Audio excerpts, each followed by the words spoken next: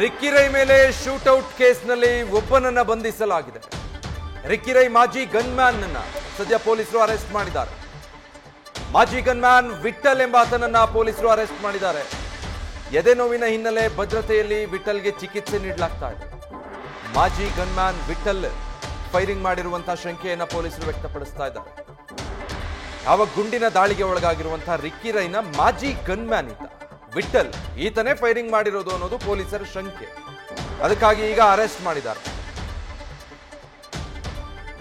Firing incident ನಡೆದಿದೆ. ಅದರ ವಿಚಾರಣೆ ಸಂಬಂಧ ನಾವು ಕಳೆದ 3 ದಿನಗಳಿಗಿಂತ ಕಾಲ ಸತತವಾಗಿ ವಿಚಾರಣೆಯನ್ನು ಮಾಡುತ್ತಿದ್ದೀವಿ.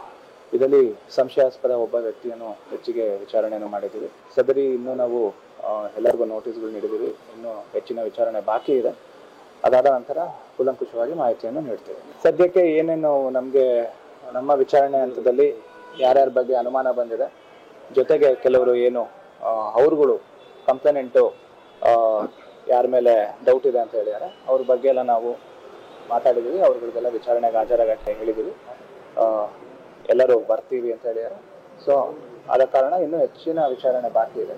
ಈಗ ಸದ್ಯಕ್ಕೆ ನಮ್ಮ ಪ್ರಾಥಮಿಕ ವಿಚಾರಣೆಯಲ್ಲಿ ಕಂಡು ಬಂದಿರುವುದು, ಯಾರಾದರೂ ಒಬ್ಬರು ಗೊತ್ತಿರೋವರೇ ಮಾಹಿತಿಯನ್ನು ನೀಡಿರ್ಬೋದು ಅನ್ನೋದು. ಆ ವಿಷಯವಾಗಿ ನಾವು ಕೂಲಂಕುಷವಾಗಿ ಅದರ ಬಗ್ಗೆ ವಿಚಾರಣೆ ಮಾಡ್ತಿದ್ದೀವಿ. ಸದ್ಯಕ್ಕೆ ನಮಗೆ ಯಾರ್ಯಾರ ಮೇಲೆ ಸಸ್ಪೆಕ್ಟ್ ಇದೆಯೋ ಅವನ್ನೆಲ್ಲ ಕರೆದು ನಾವು ವಿಚಾರಣೆಗೆ ಒಳಪಡಿಸಿದ್ದೀವಿ. ಇನ್ನು ಮೋಟಿವ್ ಬಗ್ಗೆ ನಮಗಿನ್ನೂ ಪೂರ್ಣ ಪ್ರಮಾಣದ ಮಾಹಿತಿ ಬಂದಿಲ್ಲ. ಇವಾಗ ಅಲ್ಲಿ ಏನು ಅವರ ಬಾಡಿ ಗಾರ್ಡ್ಸ್ಗಳಿದ್ರು, ಅಲ್ಲಿ ಘಟನೆ ನಡೆದಂಥ ಸಮಯದಲ್ಲಿ ಅಲ್ಲಿ ಅವರು ಕೂಡ ಏರ್ ಫೈರ್ ಮಾಡ್ಯಾರ. ಅದ್ರ ಸಂಬಂಧಿತವಾಗಿ ಏನು ಬಾಡಿ ಗಾರ್ಡ್ಸ್ಗಳದ್ದು ಬಂದಿದೆ ಅದನ್ನು ನಾವು ವಶಕ್ಕೆ ಪಡೆದುಕೊಂಡು ಅದು ಫರ್ದರ್ ತನಿಖೆಗೆ ಒಳಪಡಿಸಿದ್ವಿ. ಅವರೆಲ್ಲ ಅಲ್ಲಿ ಕೆಲಸ ಮಾಡುವಂಥ ವ್ಯಕ್ತಿಗಳಿದ್ದಾರೆ. ಎಲ್ಲರ ಬಗ್ಗೆನೂ ನಾವು ಇವಾಗ ಎಲ್ಲರನ್ನೂ ವಿಚಾರಣೆಗೆ ಒಳಪಡಿಸಿದ್ದೀವಿ. ಸದ್ಯ ನೀವು ಹೇಳಿದಂಥ ವ್ಯಕ್ತಿ ನಿನ್ನೆ ವಿಚಾರಣೆ ಮಾಡುವಂಥ ಸಮಯದಲ್ಲಿ ಅವ್ರಿಗೆ ಹುಷಾರು ತಪ್ಪಿದ್ರಿಂದ ಅವರು ಹಾಸ್ಪಿಟಲೈಸ್ ಆಗಿದ್ದಾರೆ.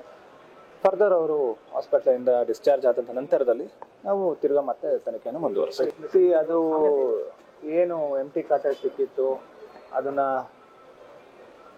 ಅಲ್ಲೇ ನೀಟಾಗಿ ಇಟ್ಟಿದ್ರು, ಜೊತೆಗೆ ಒಂದು ಡಮ್ಮಿ ಮೊಬೈಲ್ ಫೋನ್ ಇಟ್ಟಿದ್ರು. ಅದ್ರ ಬಗ್ಗೆ ನಮ್ಗೆ ಇನ್ನೂ ಹೆಚ್ಚಿನ ಮಾಹಿತಿ ಬರಬೇಕಾಗಿದೆ. ಯಾಕೆಂದರೆ ಅದನ್ನು ನೀಟಾಗಿ ಜೋಡಿಸೋಗಿದ್ರಿಂದ ಅದ್ರ ಬಗ್ಗೆ ನಾವು ಇನ್ನೂ ಮಾಹಿತಿಯನ್ನು ಕಲಿಸಬೇಕಾಗಿದೆ. ಇಲ್ಲ, ಇನ್ನು ಸದ್ಯಕ್ಕೆ ಯಾವುದು ಬಂದಿದೆ. ಏನು ನಮಗೆ ನಮ್ಮ ಸಂಪರ್ಕಕ್ಕೆ ಸಿಕ್ಕಿದ್ದಾರೆ ಅವ್ರಿಗೆಲ್ಲ ನಾವು ಹೇಳಿದ್ದೀವಿ, ಅವರೆಲ್ಲ ಬರ್ತೀವಿ ಅಂತ ಹೇಳಿದ್ದಾರೆ. 4 ಜನ ಸಂಪರ್ಕ ಸಿಕ್ಕಿದ್ದಾರೆ, ಎಲ್ಲರೂ ಸಿಕ್ಕಿದ್ದಾರೆ. ಅದರಲ್ಲಿ 3 ಜನ ಸಿಕ್ಕಿದ್ದಾರೆ. ಅವರು ಎಲ್ಲರೂ ಅಪಿಯರ್ ಆಗ್ತೀವಿ ಅಂತ ಹೇಳಿದ್ದಾರೆ. ಇನ್ನೊಬ್ರು ಯಾರು ಸಿಕ್ಕಿದ್ದಾರೆ? ಒಬ್ಬರು ಮಹಿಳೆ ಏನಿದ್ದಾರೆ ಅವರು ಇನ್ನೂ ನಮಗೆ ಸಂಪರ್ಕಕ್ಕೆ ಸಿಕ್ಕಿದ್ದಾರೆ. ನ್ಯೂಸ್ ಫಸ್ಟ್, ನಿರ್ಭೀತಿಯಿಂದ ನಿಮ್ಮ ಪರವಾಗಿ.